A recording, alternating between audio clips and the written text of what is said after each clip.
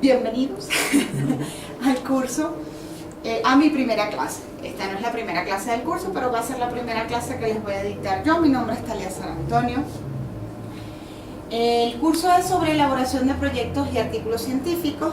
En el momento en que les corresponde ver esta clase, ya han recibido algunas clases que tienen que ver tanto con lo que es proyectos y artículos científicos, pero particularmente esta serie de 4 clases que les voy a grabar yo tienen que ver específicamente con la redacción de artículos científicos. Dentro de la redacción de los artículos científicos, pues vamos a ver todo lo que tiene que ver con todas las partes que tienen o que deben tener, sobre todo los artículos científicos del área técnica, y dónde se espera que esté cada parte de la información, todo el proceso editorial por el que él tiene que pasar.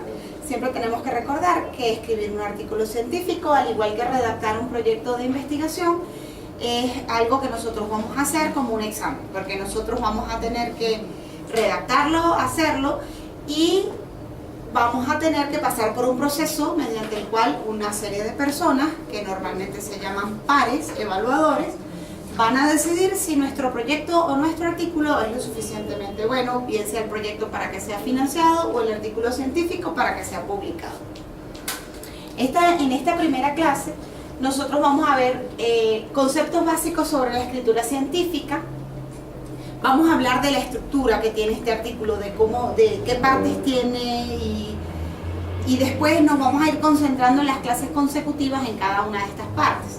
Si bien el artículo tiene un orden, el orden de las clases no coincide con el orden de los artículos, porque vamos a abordar el artículo como cómo deberíamos comenzar a escribirlo, y particularmente como yo les voy a enseñar es comenzando desde los resultados.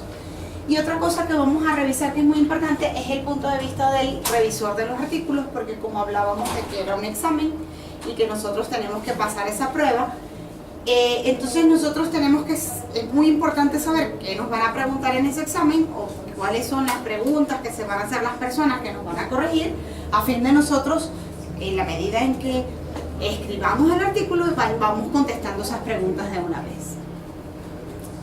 Si hablamos en general de la investigación, esta es una parte que es bien importante de recalcar, que es una habilidad. Como toda habilidad, es algo que se desarrolla con la práctica, a diferencia del conocimiento. El conocimiento es algo que yo me puedo sentar a leer un libro y al final de leer ese libro simplemente yo tengo o me empoderé de ese conocimiento y ahora yo lo entiendo. Pero una habilidad es como una práctica deportiva o como aprender a tocar un instrumento musical. Es algo que requiere, aparte por supuesto de estudios, requiere que practiquemos. O sea, que lo realicemos durante una cierta cantidad de tiempo, y al cabo de ese tiempo, entonces nosotros vamos a ser capaces de hacerlo. Entonces la investigación es un proceso que requiere tiempo y que requiere desarrollar unas habilidades. Otra cosa que es muy importante en la investigación es no ser dispersos. Pasa mucho, por ejemplo, cuando somos profesores de la universidad, que trabajamos en muchos temas que los estudiantes traen desde las empresas, y entonces si aceptamos un tema que tiene que ver con ergonomía y después aceptamos un tema que tiene que ver con deporte y después aceptamos un tema que tiene que ver con turbomáquinas, entonces llega un momento en que realmente no estamos dedicándonos a nada, y eso hace que lo que nosotros vamos aprendiendo sea de muchos aspectos, entonces por aquello del que mucho abarca poco aprieta. Entonces es muy importante concentrarse en una línea de investigación, y si voy a trabajar en una tesis, la tesis que sea con la línea de investigación, que a su vez esté alineado con mi proyecto, y trabajar con gente que trabaja en el mismo área. Otra cosa que es muy importante, que tiende a ser como un paradigma que impide que nosotros nos desarrollemos, es pensar que ya todo está hecho, que ya a estas alturas de la vida pues toda la tecnología está desarrollada y que pues no hay mucho que aportar. Eso es algo que es falso. Siempre las cosas se pueden mejorar, siempre las cosas se pueden adaptar a nuestro entorno, y eso es parte de lo que nosotros tenemos que aprender a hacer y no conformarnos con el hecho de que ya todo está hecho y pues nosotros no podemos aportar. Otra cosa interesante de la investigación es que si bien la investigación de alto nivel o de alto impacto requiere de una gran cantidad de recursos, de tener laboratorios de primer nivel, equipos de medición de gran calibre. Eso no es cierto en todos los tipos de investigación. Entonces siempre hay un nivel de investigación y un tipo de investigación que se puede realizar con recursos muy limitados. Otra cosa súper importante de la investigación es que es mucho más sencilla cuando se realiza en grupos. Si nosotros queremos desarrollarlo de forma individual, eso nos llevaría una gran cantidad de tiempo. En cambio, cuando logramos formar un grupo, bien sea un grupo de estudiantes o un grupo de docentes que estén todos dedicados a lo mismo, la investigación siempre es más sencilla, siempre es más fácil, siempre el día que uno no quiere trabajar el otro lo empuja. Entonces es muy importante que se formen grupos, y además que una de las cosas que requiere la investigación, tanto en el proceso de la redacción de artículos como en el proceso de la redacción de proyectos de investigación, es la lectura, y esta lectura debe ser muy amplia. Estamos hablando de que una persona debería leer alrededor de unos 300 artículos para tener una idea de un tema. Entonces, si yo emprendo la labor de leer los 300 artículos yo sola, eso me va a tomar una gran cantidad de tiempo. En cambio, si somos 10 personas y ya cada uno tiene que leer 30, es mucho más sencillo. Y el otro aspecto muy importante que van a ver, que hago hincapié en eso a lo largo de las clases, es que el manejo del inglés es indispensable. El porcentaje de la bibliografía científica que se encuentra en inglés es alrededor del 90%, siendo el 10% lo que vamos a conseguir en todos los demás idiomas, es decir, el italiano, ruso, español, todos los demás idiomas abarcan aproximadamente el 10%. La verdad que el chino tiene como su propio espacio, pero es un lenguaje completamente inaccesible para nosotros, pero manejar el inglés nos da pues una entrada, un porcentaje muy alto de la bibliografía, y es indispensable. Y es indispensable en la medida en que nosotros queramos mejorar en este aspecto de la escritura científica. Entonces, cuando hablamos de la escritura de artículos científicos, vamos a ver que muchas veces los llaman paper o manuscritos o un artículo de revista, un journal article o un research. Las láminas están en inglés a propósito, porque tal y como les decía, el manejo del inglés es indispensable en esta área. Entonces, irnos familiarizando con las palabras en inglés tiene mucho sentido, porque vamos a tener que leer en inglés. Entonces, todas estas palabras son sinónimos. Y otra cosa muy importante es que definen un género de la literatura. Es decir, así como la novela es un género de la literatura, los artículos científicos son otro. Siempre aquí surge la pregunta de si yo estoy investigando o estoy realizando una investigación, si yo debo utilizar libros. Y la respuesta siempre es que los conocimientos que se encuentran en los libros son los conocimientos clásicos, lo que es ampliamente conocido, lo que tiene muchos años de haber sido descubierto. Pero si yo en algún momento me planteo una línea de investigación y quiero saber qué es lo que se está haciendo hoy en día en esa línea de investigación, indudablemente tengo que recurrir a los artículos científicos. Nosotros vamos a ver que los artículos científicos se publican anualmente, las revistas tienen 2 a 3 tomos anuales. Entonces esa es la fuente de la innovación, la fuente de lo que está ocurriendo en este momento. Entonces, si yo quiero insertarme dentro de un tema, indudablemente tengo que recurrir a los artículos científicos, sin menospreciar pues toda la información que está en los libros. Luego hay una cierta cantidad fíjense que aquí tengo 4 preguntas que hay que hacerse cuando me planteo la idea de escribir un artículo científico. Entonces esas preguntas son: ¿quién va a leer lo que yo escribo? Esto se refiere a la audiencia. Es muy importante tomar en cuenta que yo no estoy escribiendo para personas que desconocen del tema. Nunca cuando yo estoy escribiendo un artículo científico estoy escribiendo para el público en general. De forma que yo no puedo retroceder a conocimientos muy básicos. Siempre tengo que hablar y siempre tengo que escribir como que estoy hablándole a una persona que es tan experta como yo en el área.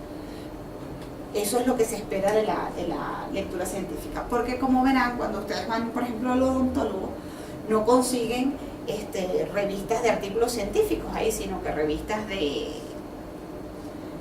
del mundo artístico o de cosas que son del conocimiento general. Ese no es el tipo de literatura al que nos vamos a referir aquí. Otra cosa muy importante es cuál es el objetivo. Si yo en cualquier momento de la escritura del artículo científico pierdo de vista el objetivo, entonces mi artículo va a ser vago, va a costar entender el significado. O sea, yo tengo que entender que en cada parte que yo abordo la escritura del artículo, yo tengo que tomar en cuenta cuál es el objetivo por el cual estoy escribiendo. Luego, cómo organizar el trabajo. Esto vamos a ver que no es algo que yo puedo decidir, sino que existen unos formatos bastante rígidos de cómo escribir los artículos, y realmente se espera de ustedes que ustedes conozcan esa estructura y que sean muy exactos al escribir como se les pide en la revista. Y la otra cosa muy importante es cómo y quién me evalúa. Nosotros vamos a dedicar varias transparencias de esta presentación a quién me evalúa y qué es lo que está mirando en cada momento que me evalúa, a fin de poder ser asertivos en lo que yo escribo y siempre enfocar el trabajo hacia el público que va a recibir la información. Con respecto a la audiencia, nosotros tenemos que inicialmente, fíjense que partimos del autor, que es el que escribe el artículo, y luego del autor va directamente al editor de la revista. El editor de la revista es una persona o un grupo de personas que son los que primero van a decidir si ese trabajo es o no es apropiado. De hecho, ya llegar a que los pares revisores te den una respuesta ya es un paso siguiente a que el editor dijera que estaba bien. Ahora, ese filtro editorial que se llama, que es un filtro en el que es muy fácil quedarse, sobre todo en nuestros primeros intentos de escritura, él revisa básicamente estas tres cosas. Es decir, él revisa que el artículo que yo estoy enviando esté en concordancia con los temas que trata la revista. Él revisa que yo haya seguido las instrucciones para los autores. Y fíjense que en esta parte del tema es de donde ustedes van a tener uno de los trabajos que van a realizar, en los cuales se les va a solicitar que busquen las instrucciones para autores, porque en la medida en que yo sea capaz de seguir esas instrucciones y capaz de encontrarlos en la revista que me interesa, entonces voy a pasar de ese primer filtro. Y la otra cosa muy importante es que van a revisar la redacción y la gramática.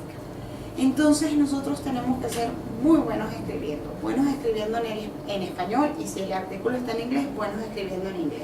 Es decir, fíjense que son dos cosas distintas. Gramática es que yo sea capaz de escribir las palabras gramaticalmente correctas. Sin embargo, redacción se refiere a que el párrafo sea coherente, a que aquí hay que repasar un poco de la parte que nos daban en el colegio, de cuáles son las partes de un párrafo, porque tendemos a confundir a veces párrafos con oraciones. Escribimos una oración y ponemos un punto aparte y escribimos otra oración. Entonces tenemos que aprender a formular los párrafos correctamente para que la lectura sea agradable. Entonces, si el editor considera que el tema del que yo escribí es apropiado, yo seguí exactamente las instrucciones que me dieron dentro de la revista y mi redacción y mi gramática son apropiadas, aquí también se espera que la expresión sea muy técnica. O sea, acuérdense que siempre debo recordar que le estoy hablando a gente tan experta como yo. Si cumple esas tres en general, el editor lo pasa a los revisores. La cantidad de revisores es variable. Lo más común, sobre todo en revistas de tipo Latindex, es que sean dos personas los que lo revisen. Sin embargo, vamos a ver que en la medida en que comienza a mejorar la calidad de la revista donde enviamos las cosas, vamos a ver que el número de revisores puede aumentar. Particularmente en mi caso, lo máximo que he llegado a recibir son 5 revisiones.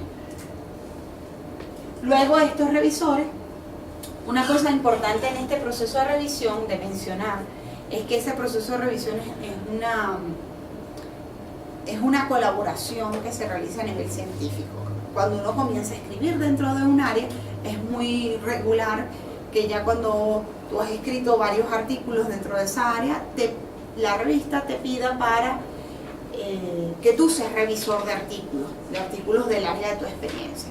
Entonces simplemente eso es un trabajo que se realiza sin cobro, que se realiza de forma voluntaria. Entonces para las revistas realmente es complicado conseguir revisores y la cantidad de presión que pueden hacer sobre el revisor para que sea rápido no es tanto.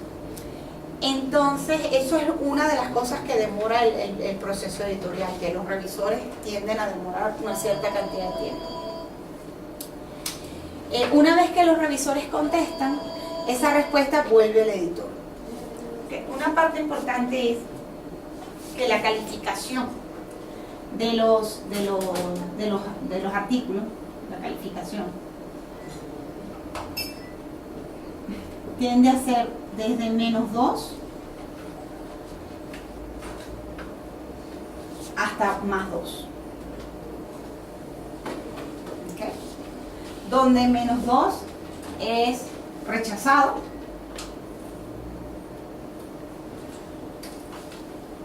¿okay? Rechazado. El -1 es cambios mayores.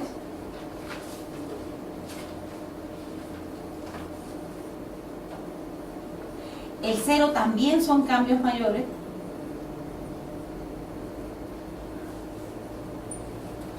La diferencia es que estos cambios a veces los recibimos y a veces no. O sea, si mi calificación es -1, estos dos no aceptación. Estos dos es no aceptación. El 0 es que yo puedo realizar los cambios, pero tengo que pasar otra vez por el proceso editorial, o sea que después de que yo haga los cambios, otra vez tienen que revisar el artículo desde 0. Y si mi calificación es positiva, 1 o 2, esto es con cambios menores,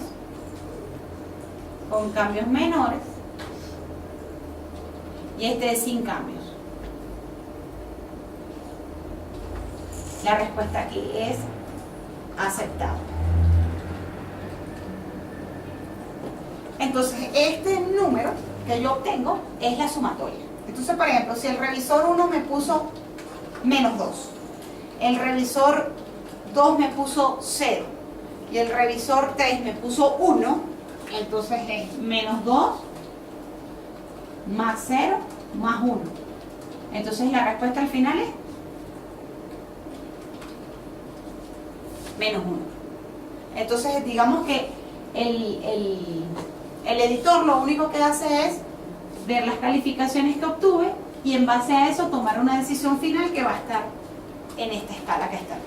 Entonces esa es la forma en que vamos a obtener los revisores. Entonces si nosotros recibimos un rechazo, pero nos muestran los cambios, eso es bueno porque nosotros podemos hacer esos cambios y volver a reenviar a otra revista buscando quedar del 0 para allá.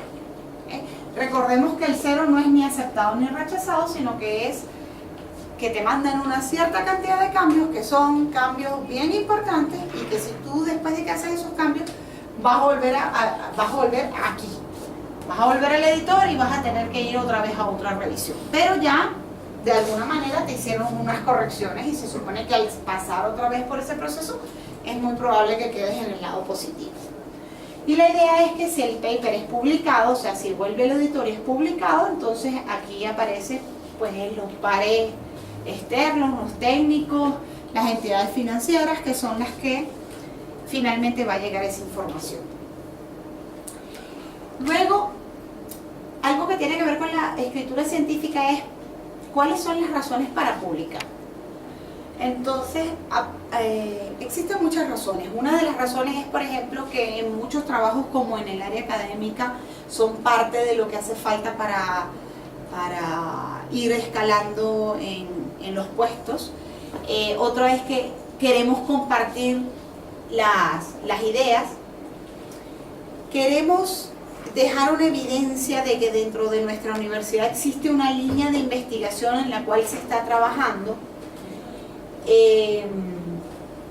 queremos recibir un feedback, es decir, queremos que a través de bien sea del proceso editorial cuando nos aceptan el artículo o de que cuando alguien lea el artículo lo cite, entonces recibamos una retroalimentación de lo que estamos entregando. Queremos atraer interés de otros científicos, por ejemplo, si tenemos un grupo de investigación en el cual podemos invitar personas, queremos que las personas estén interesadas en venir. Y otra cosa que se hace es que se legitimiza o se acredita el trabajo que estamos realizando. Otro paradigma que existe dentro de la escritura científica es que publicar es difícil. El problema no es que publicar sea difícil, el problema es que nosotros muchas veces queremos publicar sin haber pasado por el proceso de entrenamiento para poder publicar. Entonces volvemos a lo que les decía yo al principio, que es una habilidad.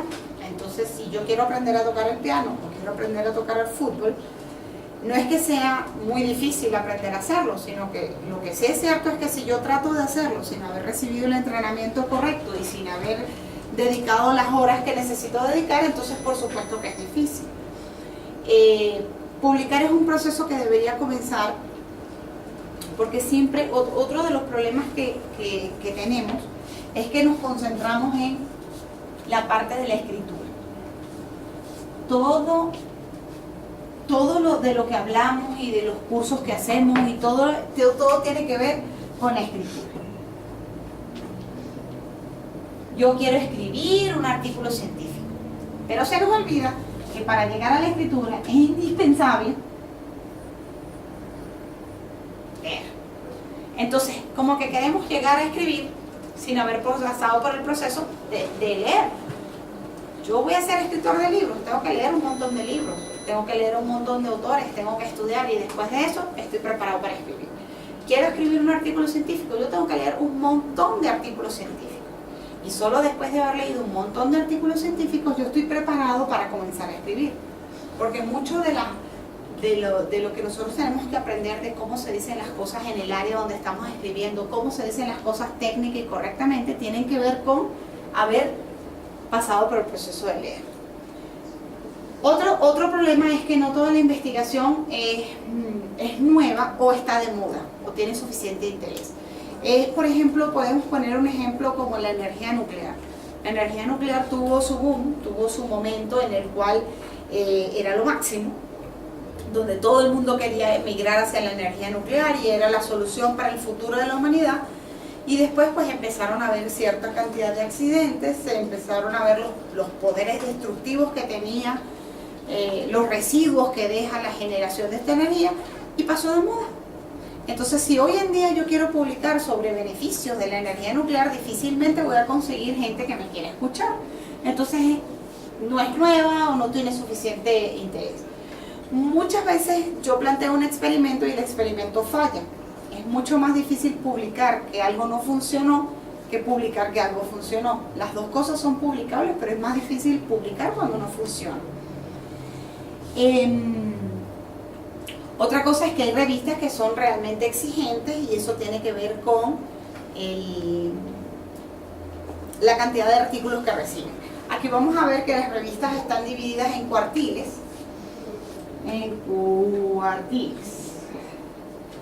Del Q1, que son las mejores, hasta el Q4, que son las de menor índice de impacto. Un poco más adelante les voy a hablar del índice de impacto. Otra dificultad es indudablemente el problema lingüístico. Estábamos hablando de que si no tenemos un muy buen dominio del idioma inglés, pues nos estamos quedando por fuera de la mayoría de las cosas. Y la otra cosa que es difícil de publicar son las ideas realmente nuevas. Es decir, si yo hago un experimento o hago una encuesta o hago una entrevista o hago un estudio y eso me da parecido a lo que ya existe, eso es mucho más fácil de publicar que si me da algo completamente nuevo. Porque si me da algo completamente nuevo, lo que va a ocurrir es que en general la gente va a tender a pensar que yo me equivoqué y que por eso tengo un resultado nuevo y no que lo que yo hice es suficientemente innovador como para obtener un resultado nuevo. Otra cosa súper importante de la escritura científica es que es una conversación. Entonces nosotros, como en toda conversación, cuando queremos incluirnos dentro de una conversación, hay un grupo de personas hablando y nosotros nos queremos incluir, nosotros normalmente lo primero que hacemos es nos acercamos y escuchamos, ¿verdad? Escuchamos de qué están hablando y después de que escuchamos un rato de qué están hablando, entonces nos damos cuenta si lo que nosotros traemos es o no, puede no ser parte de esa conversación. Entonces, ese escuchar en realidad tiene que ver con leer. Si yo quiero participar en una revista, por ejemplo, lo lógico es que yo vaya hasta esa revista y vea en qué están publicando. Esa es la manera de acercarme a esa conversación. Y al ver en qué están publicando, puedo ver si lo que yo estoy haciendo es coherente o no con lo que está ocurriendo en esa revista. Entonces, al final lo que queremos es formar parte de esa comunidad científica, cada uno en su área, ¿no? Entonces, aquí es muy importante, por ejemplo, que tengamos acceso a las bases de datos, que hoy en día existen las Open Access, que cada vez son más grandes, que son bases de datos grandísimas donde nosotros podemos conseguir artículos científicos que no son de pago, porque la mayoría, lo comento por si no lo saben, pero la mayoría de las revistas o de los artículos científicos que nosotros conseguimos en internet cuando los queremos descargar, cuestan alrededor de entre 30 y 40 dólares cada uno. Entonces, en general eso hace que queden fuera de nuestro alcance. Otra forma de introducirse en esta conversación o de saber si puedo participar en la conversación es la participación en conferencias o en congresos nacionales e internacionales. Una de las cosas que ayuda mucho es trabajar en áreas científicas poco exploradas. Sin embargo, esto por lo general requiere de una inversión significativa y por supuesto la fluencia en el idioma inglés hablado y escrito. Luego viene la decisión de, ok, ya una vez que leí suficiente, ya sé de qué se trata, sé que mi tema tiene chance de participar en alguna conversación, tengo que decidir dónde lo voy a publicar. Entonces, yo muchas veces en este proceso, en este primer proceso de la lectura, me voy a dar cuenta que hay revistas donde yo consigo más artículos relacionados con el área en la que estoy trabajando y muchas veces son esas revistas a las que me puedo animar a escribir inicialmente. Entonces fíjense que aquí está, les había mencionado el índice de impacto que va en el cuartil y fíjense que aquí al lado habla del índice Hirsch. El índice Hirsch o índice H es lo mismo que los cuartiles de las revistas, pero para los investigadores científicos. Entonces, un investigador que tiene un índice H de 7, quiere decir que tiene publicados 7 artículos que han sido citados al menos 7 veces cada uno. Entonces es un índice exponencial, porque cuando yo escribo mi primer artículo, no tengo índice H. Cuando alguien cita por primera vez mi artículo, es decir, toma en cuenta mi artículo para formar parte de los antecedentes de su artículo, entonces ahí mi índice H pasa a ser 1, porque yo tengo un artículo que ha sido citado una vez. Pero para pasar a 2 no sirve que yo publique otro artículo y que alguien cite ese artículo, porque ahora necesito también que 2 personas citen que 2 personas citen y ahí mi índice H sube a 2. Eso mismo pasa con las revistas. Por eso es que es tan recomendable que si yo voy a escribir una revista, haga varias referencias a artículos de esa revista.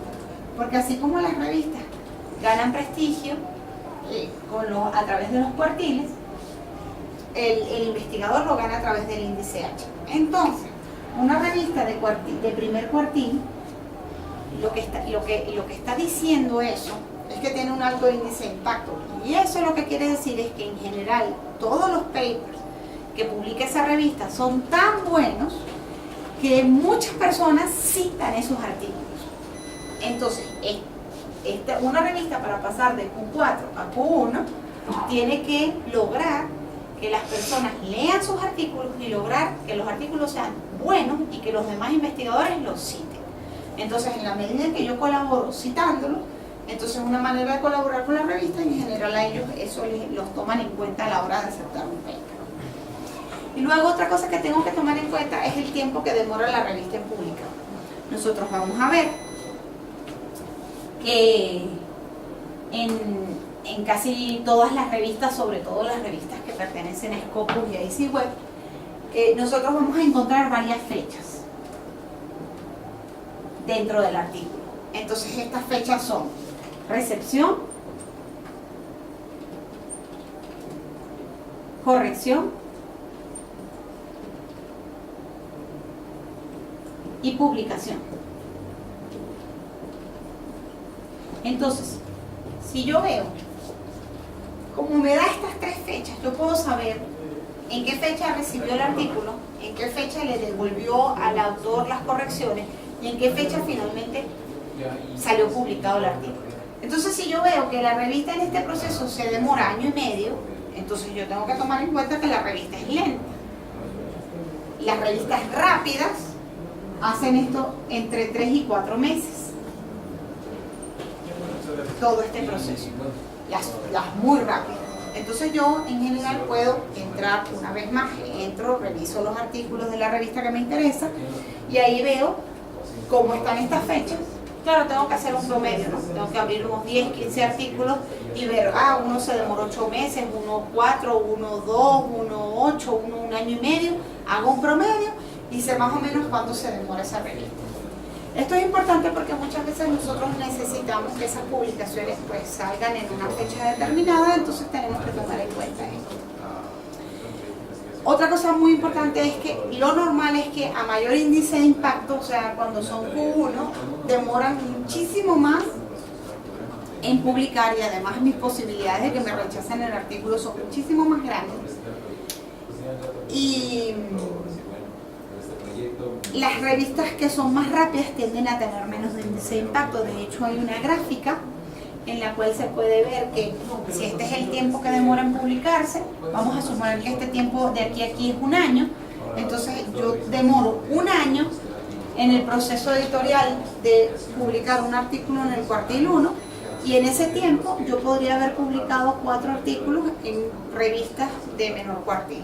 Entonces, sin embargo, estas revistas manejan el índice de impacto y el índice de impacto es importante para tu desarrollo como investigador y siempre recordemos que si yo logro publicar en esta, aunque me demore 4 veces más, las posibilidades de que lean mi artículo y de que lo citen son mucho más altas, por lo tanto las posibilidades de que mi índice H como investigador suba son mucho más altas si publico en cuartil 1 que en cuartil 4. Existe cuartil 1, cuartil 2, cuartil 3 y cuartil 4. Lo que varían son los números. ¿Qué otros aspectos? Lo que les estaba mencionando. Es muy importante entonces citar artículos de la misma revista en el área de discusión o en el área de introducción, porque eso como ayuda a la revista pues va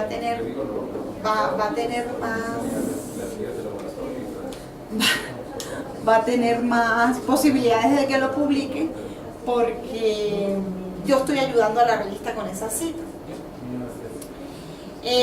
Luego, por supuesto, revisar los últimos números para verificar que mi tema es actual y tiene que ver con la revista, lo que hablábamos de participar en la conversación. Y luego es muy importante revisar que tanto el nivel de impacto como la audiencia está en coherencia con nuestro trabajo. Entonces, si todo esto está bien, esa es una buena revista para enviar mi artículo. Tiene que tener un nivel adecuado de calidad, porque esos números ayudan en general. Por ejemplo, aquí en Ecuador, todos esos números que le ayudan a la universidad para ser ubicada en A, en B o en C, tienen que ver.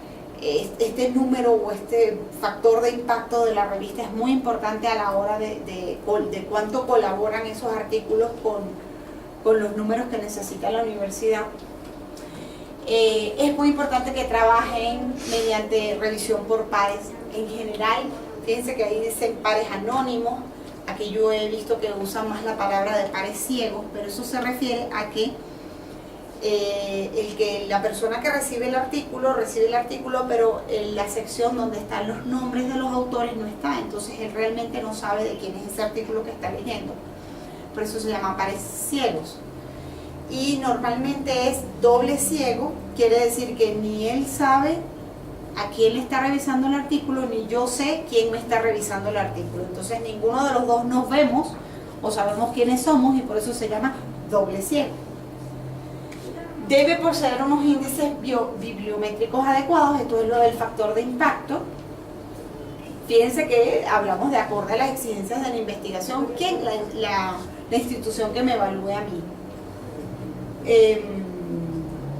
Esta página que yo les coloco acá, esta, MIAR, es una página muy sencilla de usar, yo se las recomiendo. Ustedes simplemente colocan esa dirección en la pestañita de búsqueda y van a ver que entran a una página que se llama MIAR, y esta página tiene de ventaja de que usted ahí coloca el ISSN de la revista y él le procede a indicar en qué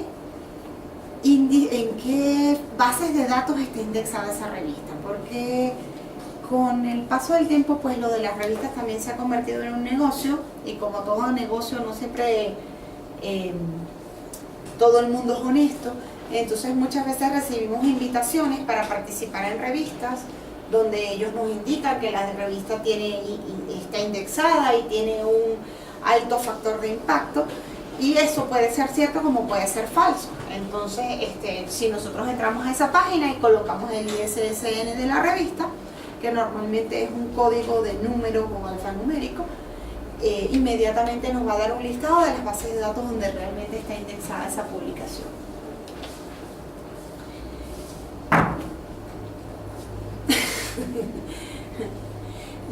Otra cosa es el tiempo que demoran. Fíjense que ya les hablé de eso, y fíjense que si los artículos son aceptados entre 3 y 4 meses se considera que es una revista rápida.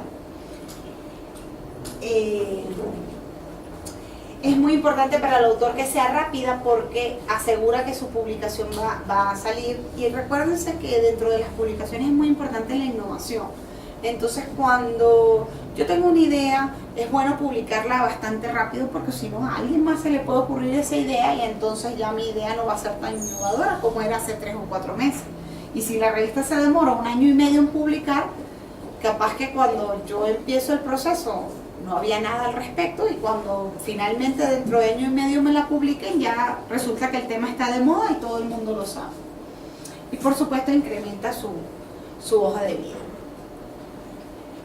Otra cosa a tomar en cuenta es que existen publicaciones de pago, no son la mayoría, pero existen revistas que van a cobrar una vez que aceptan el artículo, van a cobrar por el artículo y van a cobrar por ejemplo, por página o por publicar el artículo o por si lo quiere publicar a color. Pero también existe lo de acceso libre, que ellos ni le cobran a una persona por leer el artículo ni le cobran a uno por publicar. Otra cosa importante entonces es que el comité editorial, se habla del comité editorial en nuestra gráfica, el que llamábamos el editor, tiene que ser rápido y colaborador. Es decir, si yo veo que yo le escribo a la revista y la revista en un transcurso de 24 horas me contesta el correo electrónico, entonces yo puedo decidir que esa revista efectivamente contesta rápido. Damos 24 horas porque muchas veces hay que recordar que estas revistas son administradas en Europa o en Asia. Entonces cuando yo les escribo aquí de día ya es de noche, entonces en general hay que esperar hasta el día siguiente. Luego es muy importante que la guía para autores sea comprensible, porque muchas veces, que eso es un ejercicio que vamos a hacer, vamos a ir a la revista y vamos a buscar la guía para autores y nos vamos a dar cuenta que no se entiende lo que me piden, es complicado, es difícil de entender. Entonces esas revistas a veces no están buenas, porque si es un proceso complicado es muy probable que yo me equivoque, y entonces cada vez que me equivoque son meses que se pierden, porque yo se lo envío al editor, el editor demora 3, 4 semanas en decirme que no está de acuerdo a las instrucciones. O sea que es muy importante que las instrucciones estén claras. Luego, otra cosa bien importante es que dentro de las revistas existen procesos o servicios de traducción. Por supuesto que tienen costo, pero tienen la ventaja de que uno de los problemas que tenemos aquí con las traducciones es que, así como yo les digo que el lenguaje en el que ustedes se expresan tiene que ser técnico, en inglés pasa lo mismo. El hecho de que una palabra sea sinónimo o de que una palabra signifique lo mismo no quiere decir que es la palabra como se debe utilizar en estadística o como se debe utilizar en ingeniería o como se debe utilizar en fluidos. Entonces es muy importante que esos servicios de traducción que nosotros paguemos, lo paguemos a gente que se dedica a eso, que se maneja en esa área y entonces que va a usar las palabras correctas, si no la traducción va a ser deficiente.